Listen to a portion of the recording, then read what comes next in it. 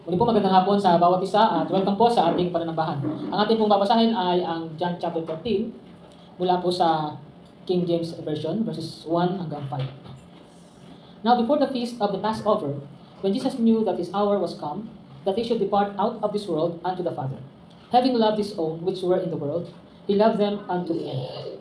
And supper being ended, the devil having now put into the heart of Judas Iscariot, Simon's son, to betray him. Jesus, knowing that the Father had given all things into his hands, and that he was come from God and went to God, he riseth from supper, and laid aside his garments, and took a towel, and girded himself. After that, he poured water into a basin, and began to wash the disciples' feet, and to wipe them with a towel wherewith he was girded. May the Lord bless the reading of his word. Ang ating pong pagsain ay sacrificial love, the essence of Jesus acts. Today we are going to delve into a powerful and profound act of Jesus that is recorded in John 13:4. Kaya yan po yung title natin. This passage reveals the depth of Jesus' humility and love, and it challenges us to follow his example in our own lives. Recently, kahapon ito ay merong headline na 48 flights canceled in the Philippines over global IT outage. In-announce ng Manila International Airport Authority yung suspension ng at least 17 international and 31 domestic flights scheduled noong Sabado dahil nga sa tinatawag ng Global IT Services Blackout. Global IT Services Blackout was caused by a defect found in a single content update for Windows, na ito ay mula sa cybersecurity company na CrowdStrike. Yung update na ito ang naging dahilan upang yung mga makina ay umandar sa Microsoft doon sa kanilang operating system, ay ang pag-andar to ay papunta sa pag-crash. Nagkaroon ng epekto ito sa maraming industries worldwide. Kasama na dyan yung airlines, banks, and media services. Yung pong CrowdStrike ay isang Texas-based cybersecurity vendor na kilala ko sa kanyang endpoint security software na ginagamit ng maraming companies. At noong pong alas 9 na yon, ay ang mga pasahero ay kinaharap nila ang disruptions ng yun nga po sa airlines na yan dahil nga po sa technical issues na ito. So this unexpected situation highlights the importance of adaptability and humility. Na kahit na sa harap ng hindi inaasahang mga challenges, kung paano ang Panginoong Yesus ay hinugasan niya ang mga paa ng mga disipulo, tayo din ay maaaring matuto mula doon sa disruption at makahanap ng mga paraan to serve others during difficult times. At yung ang highlight natin, nasa John 13 na tayo, ito yung mark ng beginning ng kalimitang tinutukoy na Book of Glory doon sa Gospel ni John. Ito'y dinidetalye ang huling mga oras ng ating Panginoong Yesus. More than 24, at least mga 36 hours, yung kanyang crucifixion, yung kanyang resurrection.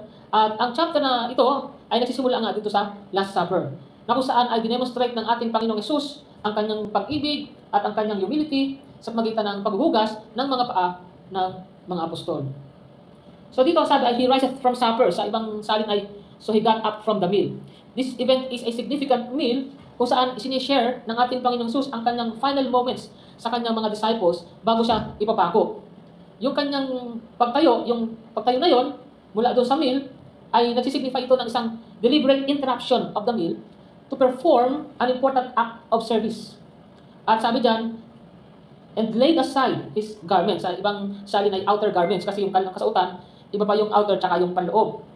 Yung paghubad ng ating Panginoon ng kanyang outer garments, ito ay nagsisimbolize ng laying aside his divine privileges. The act of reminiscent of Philippians chapter 2 verses 6 to 7, na kung saan sinasabi doon, he emptied himself by taking the form of a servant. By taking off his outer clothing, inihahanda ng ating Panginoong Yesus ang kanyang sarili sa pag-perform ng isang task na karaniwang nire-reserve para sa mga pinakamababang uri ng servants, highlighting his humility. Now, let us see the theological significance of this. Number one is incarnation and humility. Jesus' actions in John 13:4 are a powerful demonstration of the incarnation.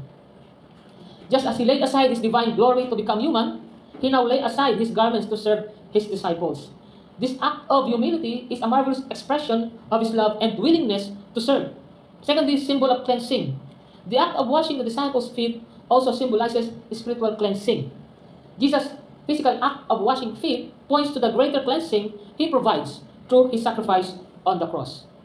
Now, sa history ng interpretation nito, yung foot washing Sabi nito, in ancient Jewish culture, foot washing was a common practice due to dusty and dirty roads. It was typically performed by the lowest servants upon a guest's arrival. And this act was considered menial and humble. Garments, the outer garment or cloak, was a significant piece of clothing that provided warmth and protection. Removing it symbolized a readiness to perform a task that required freedom of movement, often associated with servitude. At ito yung nangyari during the Passover, so meron silang Passover meal. Ang setting dyan, yung event, na kung saan yung Passover meal, ito po ay napaka-significant sa kapistahan ng mga Hudyo, sapagkat kinocommemorate ito yung Israelites' deliverance from Egypt. No? Sila ay naalipin doon. Sila ay na-slave sa ilang mga siglo. No?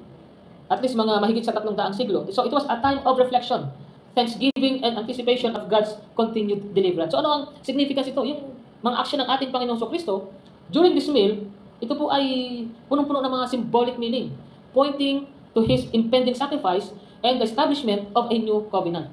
Now, ano yung application nito para sa ating mga mananampalataya? Una, emulate Jesus' humility. This means willing to perform humble tasks and serve others selflessly. Servant leadership. In our role as leaders, whether in the church, workplace, or home, we should lead by serving others, putting their needs above our own. Spiritual cleansing. Reflect on the spiritual cleansing that Jesus offers. Just as He washed the disciples' feet, He cleanses us from sin through His sacrifice. Remember, as we reflect on this verse, let us be inspired to follow His example by laying aside our pride and serving others with love and humility. Now, anong message na pwedeng makuha natin dito? Ito po. True love is demonstrated through humble acts of service. True love is demonstrated through humble acts of service. Pag sinabi natin true love, sa context ng katuruan ng ating Panginoong Hesus, true love is selfless, unconditional, and sacrificial. It goes beyond mere feelings or words and is shown through actions. Kaya yung biblical foundation niyan ay yung exemplified ng ating Panginoong Hesus, yung true love, through His life and ministry. His ultimate act of love was His sacrifice on the cross. But He also demonstrated love in everyday interactions, such as washing His disciples' feet. Demonstrated through actions. So yan ay love in action. True love is not passive. It is active and visible. It is shown through tangible actions that benefit others. Jesus' act of washing the disciples' feet was a practical demonstration of His love for them. So everyday example in our lives, we can demonstrate true love through acts of kindness, generosity, and service. This could be helping a neighbor, volunteering, or simply being there for someone in need. Humility is an humble act. No? Humility is a key component of true love. It involves putting others' needs above our own and being willing to perform even the most menial task for their benefit. Sa service, makita natin yung impact ng service. It can have a profound impact on individuals and communities. Sapagkat ito'y bumubuo ng relationships. It fosters a sense of belonging and reflects the love of Christ to the world. So, kung ating hahatiin yan, ay sa aplikasyon, pwede tayo magkaroon ng personal reflection dyan. We can reflect on how we can demonstrate true love in our daily lives. Are there areas where we can serve others more humbly and selflessly? Pwede tayo magbigay ng mga practical steps. Diba? Pwede natin identify natin yung mga specific actions na maaari natin i-take to serve those around us. Community involvement. Bilang isang kongregasyon, maaari tayong ma-encourage to embrace this principle. We can organize service projects, support local charities, and create a culture of humble service. Halimbawa, sa isang barangay na talagang nakita natin na nangailangan ng tulong, pwede tayo magkaroon doon na tinatawag na seed projects, kung ano yung pangailangan doon. Now, a question is, in what ways can we demonstrate humble acts of service in our daily lives? Following Jesus' example in John 13:4. In all settings and places, there is always an opportunity to serve with respect and humility. Now, take note, there are two essential spheres where opportunity to serve is always available. Halimbawa, sa personal relationship, yung listening and empathy. So practice active listening and show empathy towards friends and acquaintances. Sometimes just being there for someone and offering a listening ear can be a profound act of service. Forgiveness and reconciliation. Be quick to forgive and seek reconciliation in strained relationship, demonstrating humility and love. Kaya nga, yung biblical guidance natin dyan, yung sa James 1:19, pinapayuhan tayo nito na to be quick to listen, slow to speak, and slow to become angry, promoting humility and understanding in our interactions. Pangalawa, yung ating everyday interactions, courtesy and respect. Treat everyone you encounter with courtesy and respect, regardless of their status or background. Small gestures like holding the door open, saying thank you, or offering a smile can brighten someone's day. environmental stewardship. Take care of the environment by picking up litter, recycling, and conserving resources. Serving the planet is also a way to serve others by ensuring a healthier world for future generations. Ang biblical guidance natin sa mga ito ay yung sinasabi sa Romans 12:10. Ina-encourage ito na tayo ay, sabi dito, be devoted to one another in brotherly love. Honor one another above yourselves. The point is, Christianity is a way of life by showing true love through humble acts of service in our daily lives. So Christianity isn't just about what you believe. It's about how you live out those beliefs in everyday actions. Kaya nga, masasabi natin na Christianity as a way of life encompasses several aspects gaya ng una, relationship with God. Pangalawa, love and compassion. Third, service and sacrifice. Pang-apat, ethical living. At panglima ay hope and eternal perspective. So how the concept of Christianity as a way of life can be misunderstood or misapplied? Nangyayari po yan. Una, legalism. Some people may interpret Christianity as a rigid set of rules and regulations. They focus on external behaviors rather than the heart. Itong legalistic approach nito ay maaaring magdala sa judgmental attitudes and a lack of grace. Pangalawa, selective morality. Misunderstanding Christianity might result in cherry-picking moral teachings. People may emphasize certain aspects gaya ng avoiding certain sins while neglecting others gaya ng love, compassion, forgiveness. At pangatlo, cultural Christianity. Many identify as Christians due to cultural or family ties without genuine faith. They attend church out of tradition but lack a personal relationship with God. Remember, genuine Christianity is about a transformed heart, love for God and others, and living out faith authentically. Do you know, with regards to social welfare, Christian institutions established hospitals, orphanages, and shelters? The concept of charity and caring for the vulnerable emerged from Christian teachings. As an illustration, let us look at the role of enzymes in the body. Enzymes are proteins that act as catalysts in the body, speeding up chemical reactions that are essential for life. They work tirelessly and efficiently, often without recognition, to ensure that our bodily functions run smoothly. So just as enzymes perform their tasks without seeking glory or recognition, we are called to serve others humbly without seeking praise or reward. Specificity and precision. Targeted action. Each enzyme is specific to a particular reaction or type of molecule, much like how our acts of service can be tailored to meet the specific needs of those around us. Guided by principle. Enzymes operate according to the principles of biochemistry, ensuring that reactions occur under the right conditions. Ganyan din naman, our acts of service should be guided by biblical principles, ensuring that our actions align with God's will. Catalyst for change, transformation.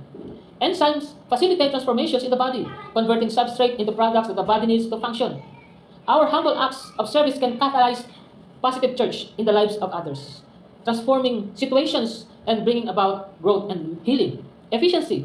Enzymes work efficiently and effectively, often in small amounts, to bring about significant changes. This illustrates how even small, humble acts of service can have profound impact on others. Sustaining life, vital role. Enzymes are essential for sustaining life, involved in processes such as digestion, energy production, and DNA replications. Similarly, our acts of service are vital for sustaining the spiritual and emotional well-being of our communities. Continuous actions. Enzymes work continuously, just as we are called to continually serve others, demonstrating true love through our ongoing actions. And if we are to summarize this, just as enzymes play a crucial role in maintaining the body's health through their humble and specific actions, we are called to follow Jesus' example in John 13:4 by demonstrating true love through humble acts of service. Guided by biblical principles, our service can bring about positive change and sustain the well-being of those around us. These scientific illustrations help us understand the importance and impact of our humble service in a tangible and relatable way. Gaya nga na sinabi ni Pastor James White, isang Reformed Baptist pastor doon sa US, sabi niya, the Christian life is marked by a continual call to humility and service. We are to follow Christ's example, who though he was in the form of God, did not count equality with God a thing to be grasped, but emptied himself, taking the form of a servant. This humility is not just an attitude, but is demonstrated through our actions, serving others selflessly and sacrificially. So, to clarify this reflection encapsulates the essence of John 13, emphasizing the importance of humility and service as demonstrated by Jesus. It challenges us to follow his example in our own lives, guided by biblical principles. Now, here's a challenge. Do you, as a Christian, make a meaningful impact through selfless acts of love and service? Let me take Dr. Martin Luther King Jr. as an example. He was born in 1929 in Atlanta, Georgia. Dr. Martin Luther King Jr., he was a Baptist minister. No? and a civil rights leader na dinedicate niya ang kanyang buhay to fighting for equality and justice through non-violent means. He led a civil rights movement in the US, advocating for the rights of African and Americans and other marginalized groups. Yung kanyang leadership ay sa events na yon ay doon sa lugar na kung saan ay siya ay tinaguyod ang bagay na yan, at doon sa March sa Washington ay dinemonstrate ang kanyang commitment sa paglilingkod sa mga iba. So pakinggan natin ang sinasabi tungkol sa kanya.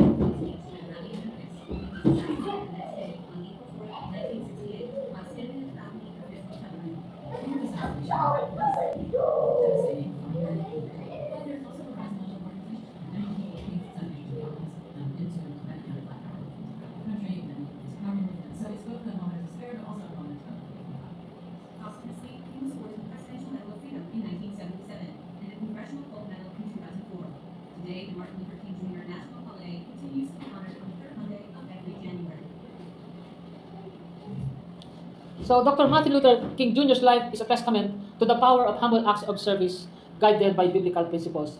His dedication to justice, equality, and non-violence reflects the true love and humility that Jesus exemplified in John 13. His example challenges us to consider how we can incorporate similar acts of service into our own lives in our simple ways, following his footsteps in demonstrating Christ's love to the world.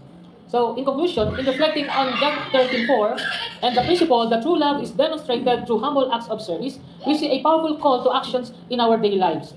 This example of humility and service challenges us to lay aside our own pride and ambitions to serve others selflessly. This principle is not just a lofty ideal, but a practical guide for how we can live out our faith. By following Jesus' example and embracing the challenge to serve others, we can make a meaningful impact on the world around us. May you always remember that in serving others, we are serving Christ Himself. So tayo po ay tumayo, tayo po ay mananalangin. Let's bow down to Lord.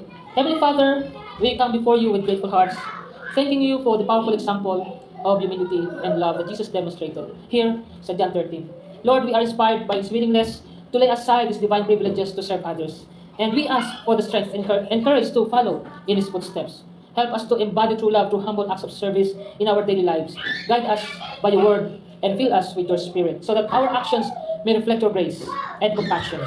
Lord, we pray that may we serve our families, friends, and communities with selfless love, always seeking to honor you in all that we do. Lord, we lift up those who are in need, the marginalized, and the suffering. Use us as instruments of your peace and love, bringing hope and healing to those around us. Teach us to value others above ourselves and to serve with a heart full of joy and humility. And as we leave this place, may your presence go with us, empowering us to live out the principles we have learned today. Let our lives be a testament to your love and a beacon of light in a world that so desperately needs it. We pray all this in the precious name of Jesus Christ, our